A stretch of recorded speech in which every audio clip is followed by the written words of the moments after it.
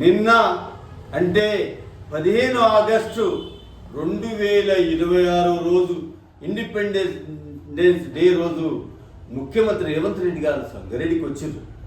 అంత పవిత్రమైన రోజు ఏంటంటే మహనీయులను స్మరించుకోవాల్సిన అవకాశం ఉంటే ఇక్కడ ఆయన వచ్చేందంటే పచ్చి అబద్ధాలు మాట్లాడుతూ సంగారెడ్డిలోకి వచ్చింది, కానీ సంగారెడ్డికి ఏం చేయకుండా ఈ బీఆర్ఎస్ పైన ఆరోపణలతోనే గడిపాడు. మరి ముఖ్యంగా తీసుకుంటే హరీష్ రావును క్షుద్ర పూజలు చేసిండు. కాంగ్రెస్ గవర్నమెంట్ పడిపోవాలి, ఆ తర్వాత తెలంగాణకు వర్షాలు పడొద్దు అని చెప్పేసి క్షుద్ర పూజలు చేసిండు అని చెప్పేసి ఆరోపించాడు. నిరాధారమైన ఆరోపణలు. చేతనైతే మీ దగ్గర ఏమన్నా ప్రూఫ్ ఉంటే చూపెట్టండి. ఆ తర్వాత ఇంకోటి తీసుకుంటే ఏంటంటే ఆయన మాటలను బట్టి చూస్తే ఏంటంటే ప్రజాస్వామ్యాన్ని అపహాస్యం చేసినట్లు. ఎట్లా అంటే ఇక్కడ ప్రభుత్వాలు ప్రజల ఓట్లతో ఎన్నుకోబడతాయి, క్షుద్ర పూజలతో కాదు. ఆయన మాటలను బట్టి చూస్తే ఏంటంటే కాంగ్రెస్ ప్రభుత్వము మొన్న అధికారంలోకి వచ్చింది అంటే క్షుద్ర పూజలతోనే వచ్చిందేమో అని చెప్పేసి అనుమానం వస్తుంది. ఆ తర్వాత ఇంకోటి తీసుకుందాము. సంగారెడ్డి జిల్లాలో మేజర్ ప్రాజెక్టు హైదరాబాదు తెలంగాణ రాజధానికి దగ్గరున్న వాటర్ బాడీ, పెద్ద వాటర్ బాడీ అంటే సింగూరు ప్రాజెక్టు.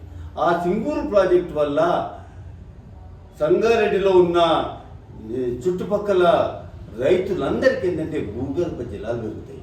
కానీ ఈ ప్రభుత్వం వచ్చిన తర్వాత ఏం చేసింది, దాన్ని మెయింటెనెన్స్ చేయని చేతగాక ఉన్న నీళ్ళన్నీ వదిలిపెట్టడం జరిగింది. మొదలే లెనినో ప్రభావం వల్ల ఏంటంటే వర్షాలు తక్కువ పడతాయి, కరువు వచ్చే ఛాన్సెస్ ఉన్నాయి అని ఒక పక్కన అంటుంటే ఈయన ఏంటంటే నీళ్ళని వదిలిపెట్టి ఈరోజు భూగర్భ జలాలు కూడా అడుగంటినాయి. కాబట్టి దాని గురించి మాట్లాడలేదు ఎక్కడ కూడా. ఆ తర్వాత ఏంటంటే ఉన్న మంత్రులు కానీ సంగారెడ్డిలో ఉన్న నాయకులు ఎవ్వరు కూడా సంగారెడ్డి గురించి, డెవలప్మెంట్ గురించి ఎవ్వరు కూడా మాట్లాడలేదు. ఏకైక డిమాండ్ ఒకటి సింగూరు ప్రాజెక్టును పర్యాటక కేంద్రం గురించి మార్చాలని చెప్పేసి ఆ సభలో డిమాండ్ పెడితే దాని గురించి ముఖ్యమంత్రి ఏ విధంగా కూడా మాట్లాడలేదు. దీన్ని బట్టి క్లియర్గా అర్థమవుతున్నది ఈయన రైతుల పట్ల ఎంత చిత్తశుద్ధున్నది. ఆ తర్వాత ఇంకోటి తీసుకుందంటే గతంలో ఏంటంటే జైరాబాద్ వచ్చిండు. జైరాబాద్లో నీమ్స్ అనే ప్రాజెక్ట్, పెద్ద ప్రాజెక్ట్ వస్తున్నది. ఆ ప్రాజెక్ట్ గురించి పెద్దగా ఉపాధి గురించి మాట్లాడకుండా ఆ రోజు ఏంటంటే భూమి పోయిన వాళ్ళకు 5,000 ఇండ్లు, ఇందిరమ్మ ఇండ్లు శాంక్షన్ చేస్తాము, దీనికి బాధ్యుడు జగ్గారెడ్డి అని చెప్పేసి పెద్ద ప్రగల్భాలు వెలికారు. ఇప్పటి వరకు ఒక్క ఇల్లు వచ్చిన దాఖలు కూడా లేదు.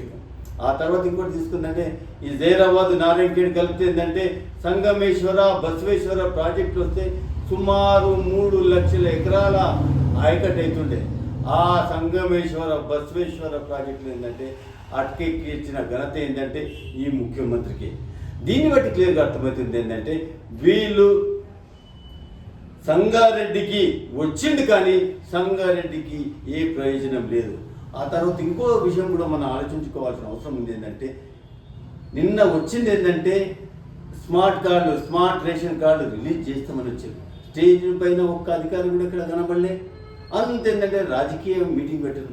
ప్రజల ధనాంతో మీటింగ్ పెట్టేందంటే వాళ్ళ పార్టీ మీటింగ్ చేసుకున్నట్ట ఉన్నది. కాబట్టి ఇప్పుడున్న ముఖ్యమంత్రికి కానీ కాంగ్రెస్ ప్రభుత్వం కానీ ప్రజలపైన చిత్తశుద్ధి లేదు.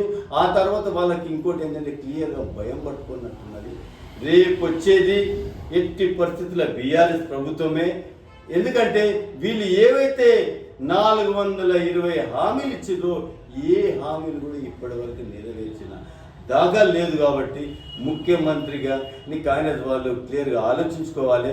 ఇంకా ఉన్న మీ టైం ఏంటంటే ప్రజల గురించి ఏమైనా చేయడానికి ఆలోచించింది, కానీ ఎంతసేపు ఏంటంటే బీఆర్ఎస్ పైన నిందలు మోపడము సరి అయింది కాదు అని చెప్పేసి సందర్భంగా